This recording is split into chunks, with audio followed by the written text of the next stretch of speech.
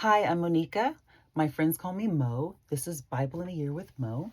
Today is day 14. I will be reading Genesis 14, Psalm 14, and Matthew 14. So I'm going to just dive right in. At this time, Amraphel, king of Shinar, Arioch, king of Elasar, Chedorlaomer, king of Elam, and Tidal, king of Goim, went to war against Bera, king of Sodom, Bersha, king of Gomorrah, Shinab, king of Admah, Shemember, king of Zeboim, and the king of Bela, that is Zor. All these latter kings joined forces in the valley of Siddim, the Salt Sea. For 12 years they had been subject to Kedorlaomer, but in the 13th year they rebelled.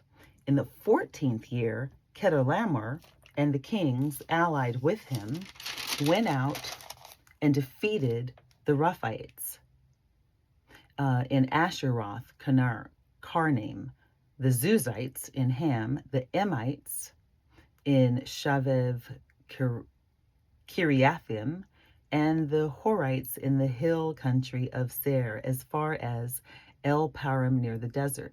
Then they turned back and went to En Mishpat, that is Kadesh, and they conquered the whole territory of the Amalekites, as well as the Amorites, who were living in Hazazon Tamar. Then the king of Sodom, the king of Gomorrah, the king of Admah, the king of Zeboim, and the king of Bela, that is Zor, marched out and drew up their battle lines in the valley of Siddim against Chedorlaomer, king of Elam, Tidal, king of Goim, Amraphel, king of Shinar, and Arioch, king of Elasar, 4 kings against 5.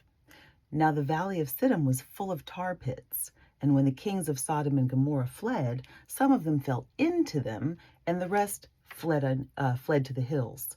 The 4 kings seized all the goods of Sodom and Gomorrah and all their food. Then they went away. They also carried off Abram's nephew, Lot, and his possessions, since he was living in Sodom. One who had escaped came and reported this to Abram, the Hebrew. Now Abram was living near the great trees of Mamre, the Amorite, a brother of Eshcol and Aner, all of whom were allied with Abram. When Abram heard that his relative had been taken captive, he called out the 318 trained men born in his household and went in pursuit as far as Dan.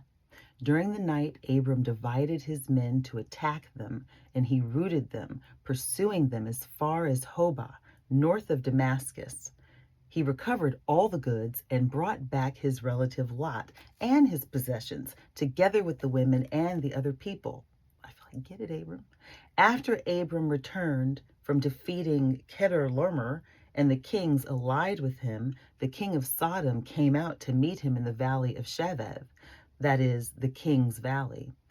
Then Melchizedek, king of Salem, brought out bread and wine. He was priest of God Most High, and he blessed Abram, saying, "Blessed be Abram by God Most High, creator of heaven and earth, and blessed be God Most High, who delivered your enemies into your hand."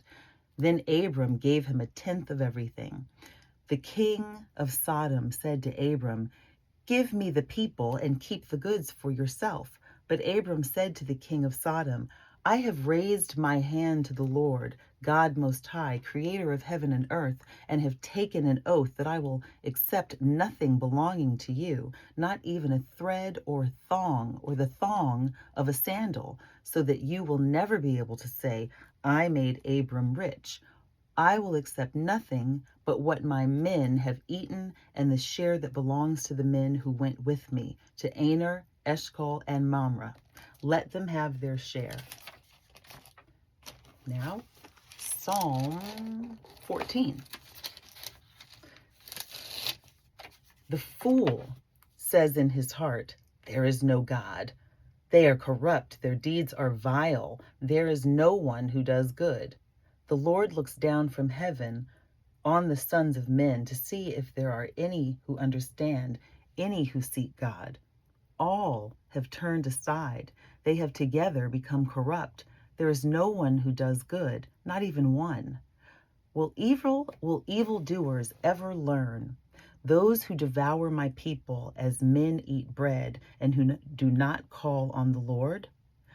There, there they are, overwhelmed with dread, for God is present in the company of the righteous.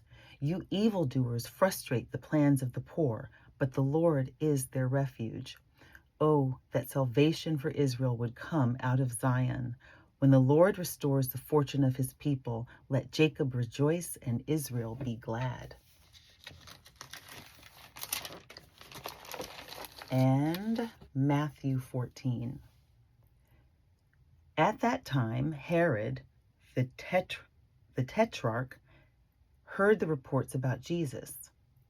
And he said to his attendants, "This is John the Baptist. He has risen from the dead. That is why miraculous powers are at work in him."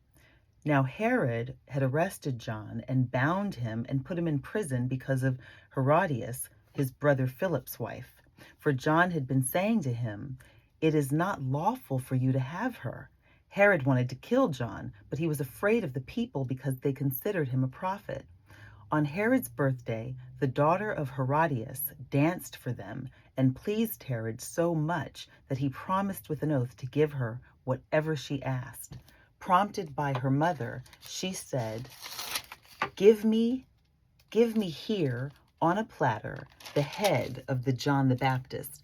The king was distressed, but because of his oaths and his dinner guests, he ordered that her request be granted and had John beheaded in the prison.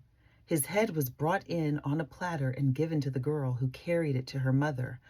John's disciples came and took his body and buried it. Then they went and told Jesus. When Jesus heard what had happened, he withdrew by boat privately to a solitary place. Hearing of this, the crowds followed him on foot from the towns. When Jesus landed and saw a large crowd, he had compassion on them and healed their sick. As evening approached, the disciples came to him and said, "This is a remote place and it's already getting late. Send the crowds away so they can go to the villages and buy themselves some food." Jesus replied, "They don't need to go away. You give them something to eat." "We have only here 5 loaves of bread and 2 fish," they answered. "Bring them here to me," he said, and he directed the people to sit down on the grass. Taking the 5 loaves and the 2 fish and looking up to heaven, he gave them to the people. They all ate and were satisfied, and the disciples picked up 12 basketfuls of broken pieces that were left over. The number of those who ate was about 5,000 men, besides women and children. Immediately, Jesus made the disciples get into the boat and go ahead of him to the other side while he dismissed the crowd. After he had dismissed them, he went up on a mountainside by himself to pray. When evening came, he was there alone, but the boat was already a considerable distance from land, buffeted by the waves because the wind was against it. During the 4th watch of the night, Jesus went out to them, walking on the lake. When the disciples saw him walking on the lake, they were terrified. "It's a ghost," they said, and cried out in fear. But Jesus immediately said to them, "Take courage, it is I. Don't be afraid." "Lord, if it's you," Peter replied, tell me to come to you on the water." "Come," he said. Then Peter got down out of the boat, walked on the water, and came toward Jesus. But when he saw the wind, he was afraid, and beginning to sink, cried out, "Lord, save me."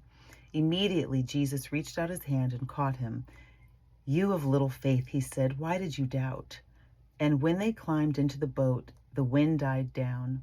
Then those who were in the boat worshipped him, saying, "Truly you are Son of God."